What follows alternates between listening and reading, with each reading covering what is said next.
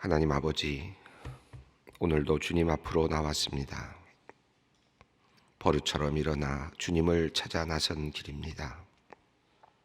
늘 정해진 시간, 정해진 자리에서 주님의 이름을 부를 수 있다는 것이 참으로 행복하고 감사합니다. 언제나 찬송하게 하시고 날마다 기도하게 하시는 주님, 우리에게 오늘도 그만한 건강 주시고 힘을 주시니 고맙고 감사합니다. 어제는 주일을 보냈습니다. 가족들이 주님의 전에 나와 함께 예배하고 말씀을 통해 자신을 돌아보고 새로운 깨달음과 다짐을 하였습니다. 그리고 새로 맞이하는 한 주간의 첫날입니다. 이제 우리들은 모두 각자 자신의 일터로 나아갑니다. 하나님, 오늘 세상의 일터로 나아가는 모든 이들에게 하나님의 크신 은혜를 내려 주시옵소서. 주님의 자녀답게 살게 하시고 일터에서 사랑받는 사람들이 되게 하여 주시옵소서. 하나님, 이 시간 우리의 신앙의 모습을 돌아봅니다. 우리에게는 우리의 역할과 책임은 잊은 채 하나님께서 모든 문제를 다 해결해 주시고 다 이루어 주시기를 바라는 이기적인 마음이 있습니다. 애쓰지 않고도 일이 잘 풀리고 우리의 소원이 모두 이루어지는 삶을 바라기도 합니다. 주님, 우리의 게으름과 이기심을 용서하여 주시옵소서. 우리가 예수님의 모습을 늘 기억하게 하여 주시기를 원합니다.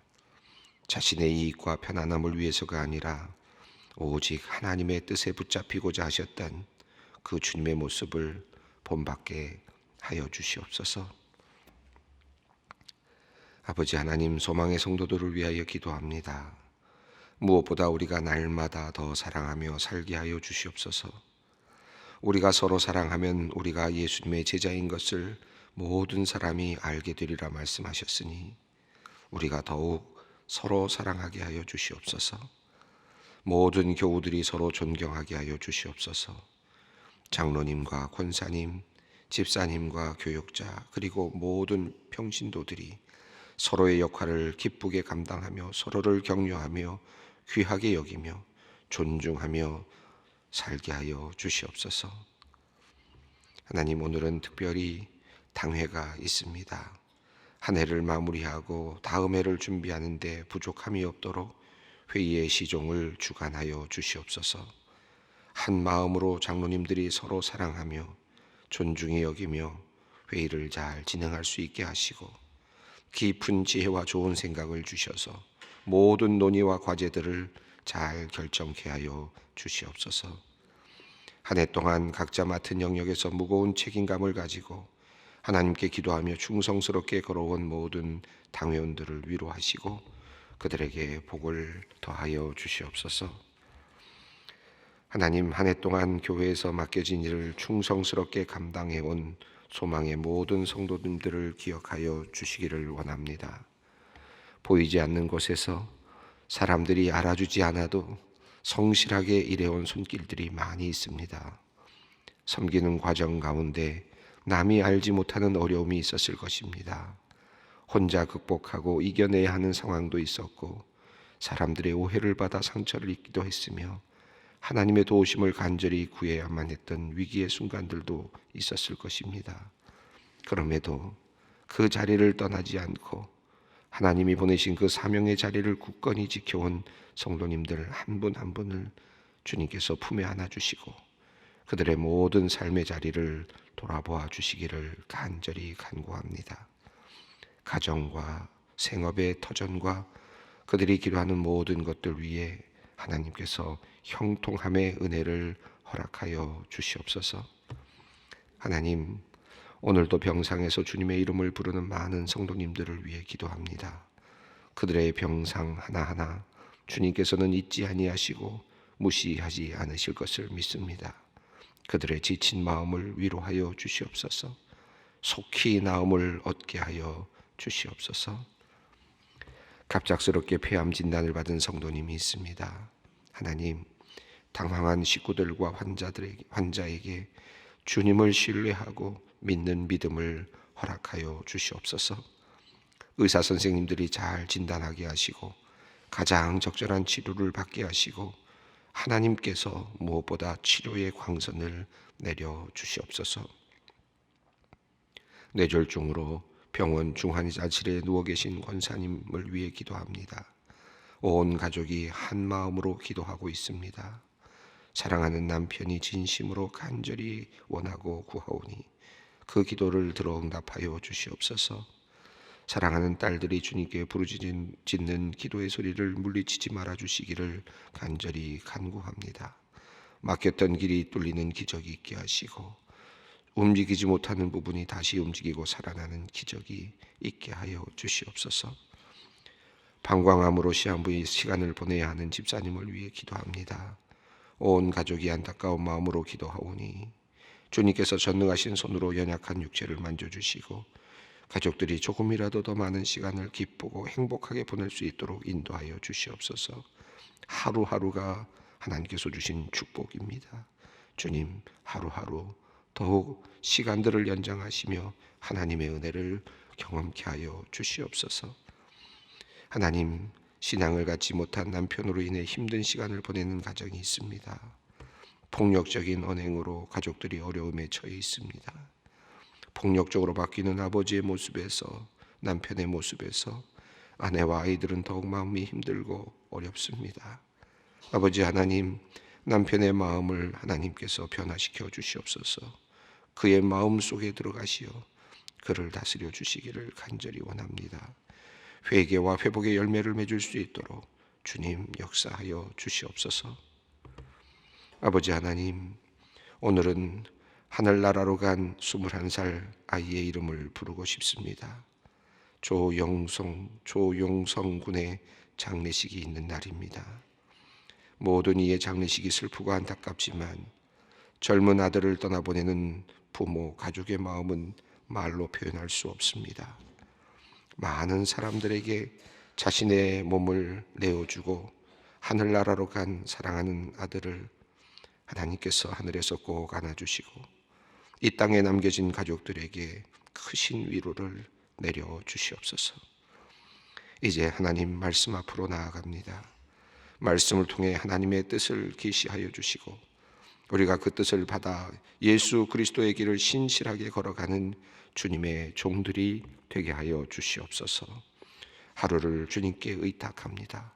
성령께서 인도하여 주시기를 간절히 구하옵고 우리 주 예수 그리스도의 이름으로 기도 올리옵나이다.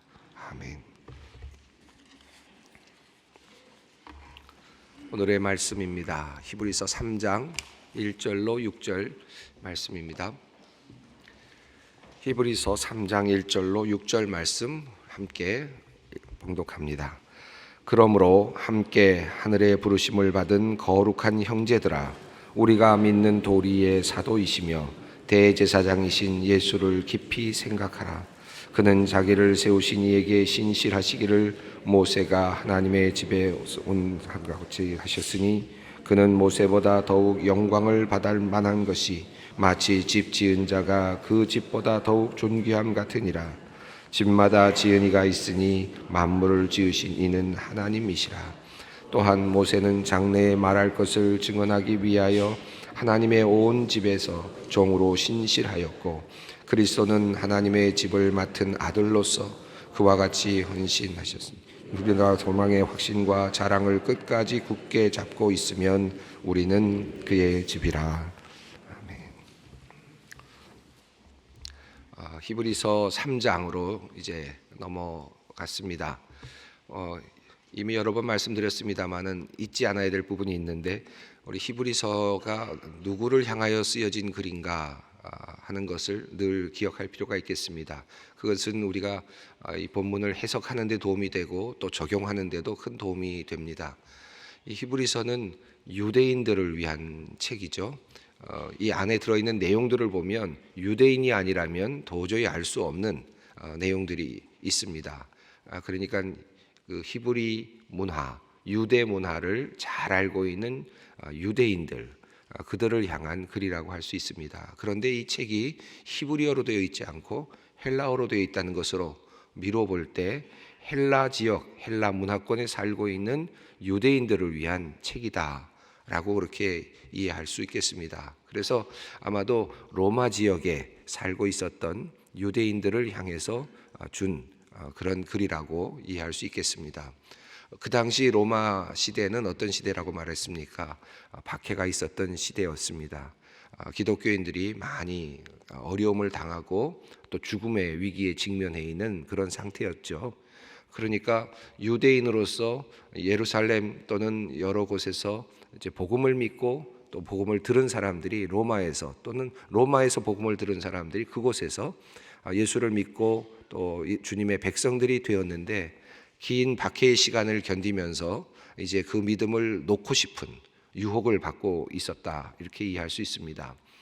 그런 사람들을 향하여서 우리가 믿고 있는 신앙이 어떤 것인가, 유대교와는 뭐가 다른가, 우리가 믿고 있었던 알고 있었던 유대교와 지금 우리가 믿고 있는 기독교, 예수교, 예수를 믿는다는 것은 무엇이 다른 것인가 하는 사실을 분명하게 아주 체계적으로 논리적으로 설명하고 있는 책이 히브리서라고 할 수 있습니다.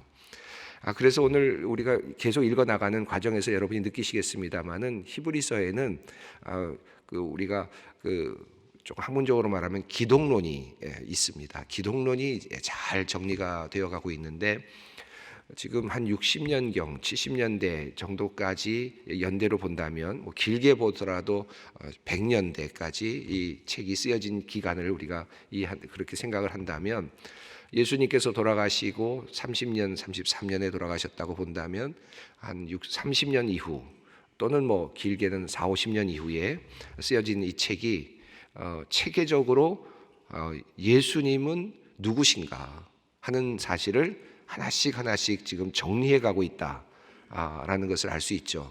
초대교회 교인들이 믿고 있었던 예수님의 예수님에 대한 관점, 이것을 잘 설명하고 있습니다. 그냥 선지자였나 보다, 좋은 분이었나 보다, 그냥 일을 좀 하다가 실패한 어떤 분인가 보다, 이런 정도가 아니라 10년이 지나고 20년이 지나고 30년이 지나는 사이에 그들은 그분이 예수님이 이 땅에 오셔서 함께 하시고 그리고 고난을 받으시고 십자가를 지시고 죽으시고 부활하신 바로 그분이 이런 분이시구나 라는 사실을 보다 더 분명하게 극명하게 확실하게 지금 알아가고 있는 그런 과정을 우리가 히브리서를 통해서 보고 또 이해할 수가 있습니다. 계속되는 내용이 지금 기독론과 관련된 내용이죠. 처음에 이렇게 시작되지 않았습니까? 모든 사람들, 그런 많은 조상들, 선지자들부터 다양한 모양으로 말씀하신 하나님이 이제 예수님을 통해서 말씀하셨다. 이게 이제 출발점이었습니다. 예수님의 말씀이 누구의 말씀보다도 가장 위대하고 분명하고 완전하다라는 내용으로 시작을 했죠.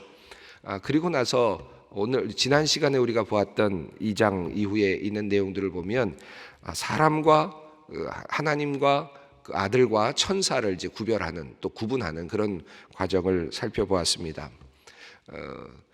우리가 지금 이제 히브리서의 흐름을 보면 처음에 천사와 아들을 비교하고 이제 오늘 본문에서는 이제 모세를 비교합니다. 또 뒤로 가면서 여호수아를 비교하고 하면서 이스라엘 유대 문화에서 굉장히 중요하게 다루고 있는 그런 분들을 하나씩 비교하면서 그분이 아들과 예수님과 어떤 관계가 있는지, 그분이 천사들과 또는 모세와 이런 여호수아와 어떤 관계에 있는가 하는 사실을 이제 보다 분명하게 살펴주고 있습니다.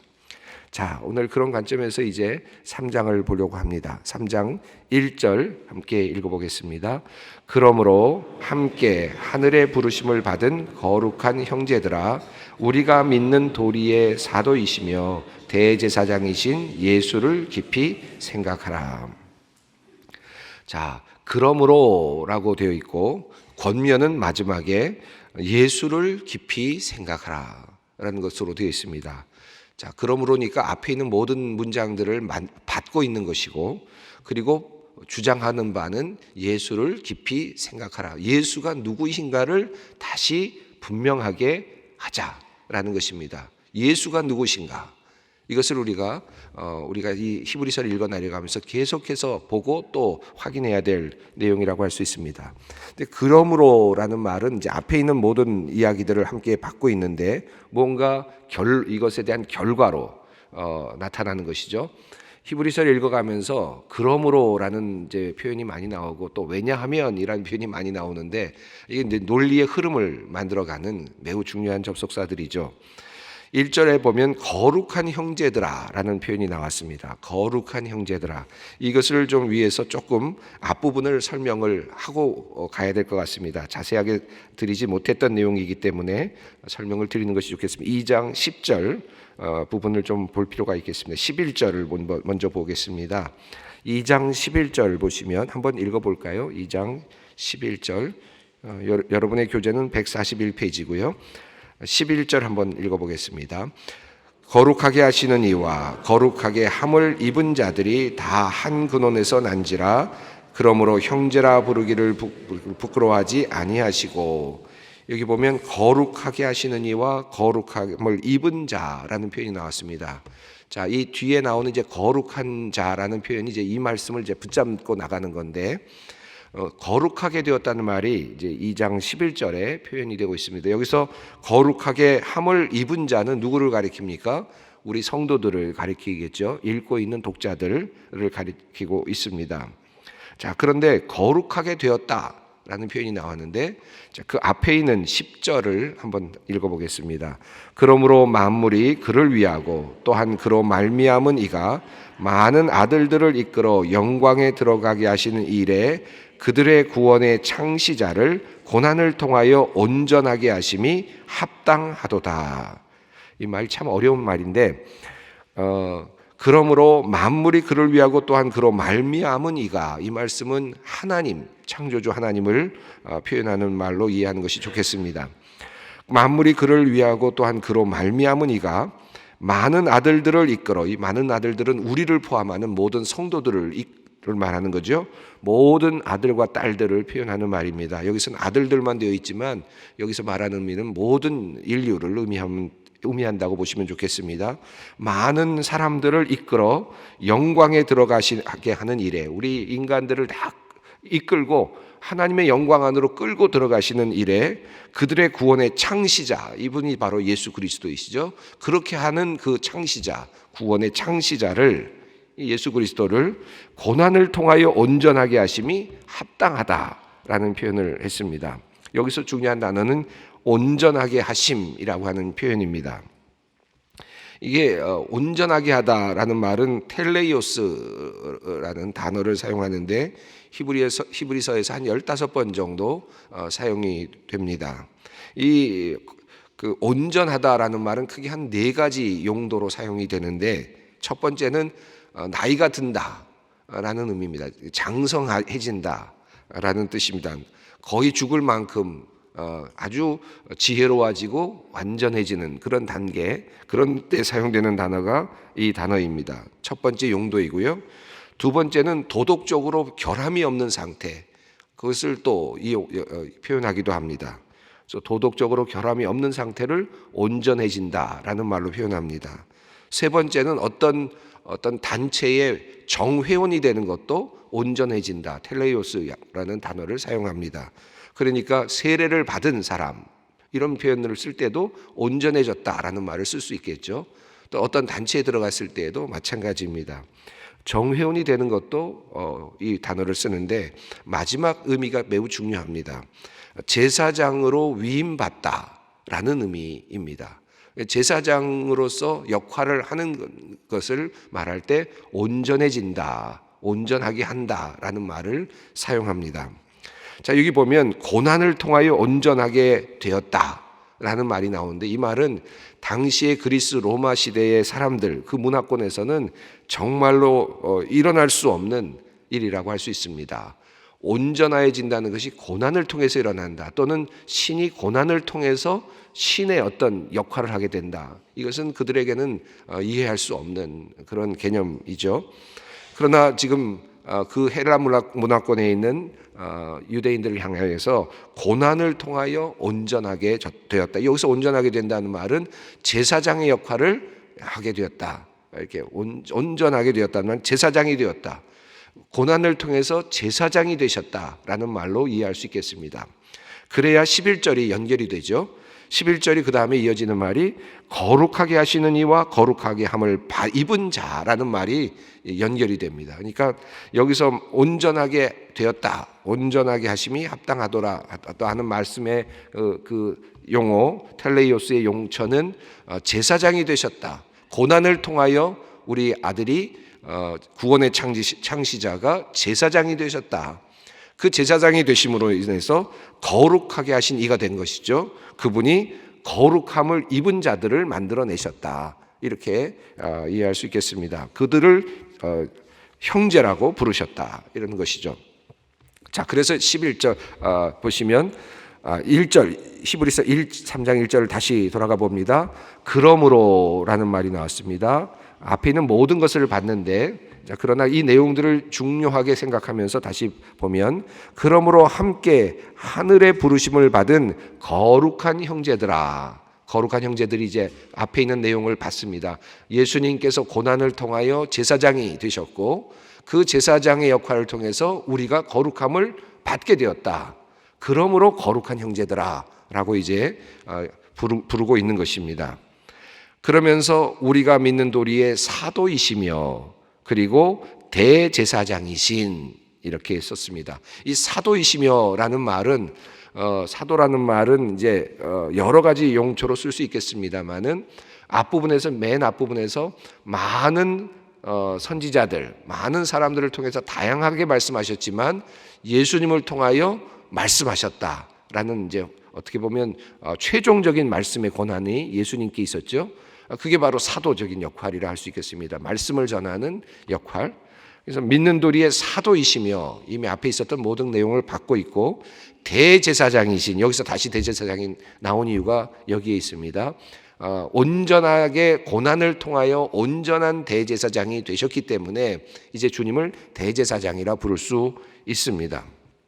그래서 이 대제사장이신 예수를 깊이 생각하라. 예수를 생각하라. 이 말은 학문적인 용어로 아까 말씀대로 기독론을 다시 한번 점검하는 것이죠. 그런 의미에서 예수가 누구신가, 예수님이 과연 어떤 분이신가 하는 것을 깊이 생각하라. 6절을 한번 읽어볼까요? 그리스도는 하나님의 집 맡은 아들로서 그와 같이 하셨으니 우리가 소망의 확신과 자랑을 끝까지 굳게 잡고 있으면 우리는 그의 집이라. 이 다른 것보다 제가 읽고 싶은 것은 뭐냐면 소망의 확신과 자랑, 이런 표현이 나왔는데 히브리서의 중간중간에 이런 소망을 굳게 잡고 뭐 이런 표현들이 많이 나오는데요. 소망의 확신, 이런 표현이 나오는데 이 표현들이 굉장히 중요합니다. 여기 지금 예수를 깊이 생각하라. 그 예수님에 대한 그 분명한 고백, 이것이 소망의 확신이 되는 겁니다. 그리고 자랑이 되는 겁니다. 이런 표현들이 중간중간에 나오고 있습니다. 자, 1절은 그러니까 굉장히 중요한 내용인데요. 예수를 깊이 생각하자. 그렇게 말하면서 이제 중요한 본인이 말하려고 하는 주제로 이제 넘어갑니다. 앞서 나와 있는 1장과 2장에는 천사들보다 위대하신 크신 아들 예수 그리스도를 설명했죠. 다양한 비교를 통해서 그 비교를 했습니다. 이제는 모세보다 크신 예수 그리스도를 설명합니다. 자, 2절 읽어보겠습니다. 그는 자기를 세우신 이에게 신실하시기를 모세가 하나님의 온 집에서 한 것과 같이 하셨으니 그는 3절까지 읽어봅니다. 그는 모세보다 더욱 영광을 받을 만한 것이 마치 집 지은 자가 그 집보다 더욱 존귀함 같으니라. 2장 뒷부분을 보시면 성육신에 대한 내용이 설명이 되었습니다. 아들과 같이 되셨다. 사람들과 같이 되시는 내용들이 나왔습니다. 성육신 되셨다는 말은 인간이 되셨다라는 말이죠. 하나님의 아들이 인간이 되셨다라는 표현이 바로 앞장에 나왔습니다. 그러면 인간이 되셨다면 인간 중에서 최고의 사람으로 높임을 받는 유대인들에게 우선 모세가 있습니다. 그 인간들 중에서 가장 큰 모세, 그 모세를 먼저 한번 대놓고 비교를 지금 하게 되는 것입니다. 그는 2절은 그는 신실하셨다라고 하는 말을 하고 있죠. 그는 신실하셨다. 그런데 그 신실하심이 모세가 하나님의 집에서 한 것과 같이 하셨다. 모세가 과거에 하나님의 집에서 온 집에서 한 것과 같이 똑같이 모세처럼 신실하셨다. 예수님도 모세만큼 하나님 앞에서 신실하게 그 역할을 감당했다. 그런데 모세보다 더 영광을 받을 만한 이유가 있다는 것입니다. 3절은 이제 그것입니다. 그러니까 2절은 모세와 같은 비슷한 신실하심에 있어서는 똑같다. 모세도 하나님의 일을 하는데 신실했고 예수님도 아들도 하나님의 일을 하는 데는 신실했다. 똑같은데 그런데 모세보다 아들이 더 영광을 받을 만한 위치에 있다. 그것이 3절이죠. 그는 모세보다 더욱 영광을 받을 만한 이유가 있는데 그것은 마치 집을 지은 자가 그 집보다 존귀함 같으니라. 자, 그러니까 여기서 모세는 무엇으로 비유되고 예수님은 무엇으로 비유되고 있습니까? 집을 지은 자는 예수님이시고 그리고 집은 모세가 되는 거죠. 집 자체는 모세이고 그리고 집을 짓는 능동의 힘을 가지고 있는 그분이 바로 집을 짓는 자인데 그분이 예수 그리스도이시다. 그러니까 똑같이 신실하지만 그러나 집과 집을 지은 자가 다른 것처럼 완전히 차원이 다르다라는 사실을 설명하고 있습니다. 4절 읽어봅니다. 집마다 지은 이가 있으니 만물을 지으신 이는 하나님이시니라. 그래서 집마다 지은 이가 있다. 집 짓는다는 말은 창조의 의미가 있지 않습니까? 그래서 집을 짓는 이는 집마다 지은 이가 있으니 만물을 지으시는 이는 하나님이시다. 자, 그러니까 집 짓는 자는 누구라는 말입니까? 하나님이시다라는 말이죠. 그는 하나님이시다. 3절과 4절을 이어서 우리가 이해한다면 그분은 하나님이시다. 그러니까 차원이 다른 거죠. 완전히 다른 모세와 그리고 예수님 사이는 큰 차이가 있다. 집을 짓는 자와 집 자체의 피조물과 그 피조물을 만드신 분과의 차이다. 그래서 그분은 하나님이시다. 이렇게 예수님을 하나님으로 고백하는 것입니다. 자, 5절, 6절 읽겠습니다. 또한 모세는 장래에 말할 것을 증언하기 위하여 하나님의 집에서 종으로 신실하였고 그리스도는 하나님의 집을 맡은 아들로서 그와 같이 하셨으니 우리가 소망의 확신과 자랑을 끝까지 굳게 잡고 있으면 우리는 그의 집이라. 자, 우리가 그의 집이다라고 했습니다. 우리가 집입니다. 우리가 집이다라고 하는 표현이 썼는데 그런데 우리를 위해서 우리가 집인데 이 집에서 우리를 위해서 일해준 분들이 있습니다. 그런데 5절을 보시면 하나님의 집에서 종으로 신실하였다. 누가요? 모세가요. 모세는 종이다. 그리고 그리스도는 누구십니까? 아들이다는 것입니다. 하나님의 집에 맡은 아들로서 신실하셨다. 그러니까 종의 신분과 아들의 신분이 다르다는 것이죠. 이 사실을 설명하고 있습니다. 그리고 이 모든 사실, 바로 예수에 대한 깊은 생각, 이 소망을 확실하게 붙잡아야 된다. 끝까지 붙잡아야 된다. 이거 놓치면 안 된다. 예수가 누구신지를 잊어버리면 안 된다. 예수가 누구신지를 잃어버리면 우리는 혼란에 빠질 수밖에 없는 것이죠.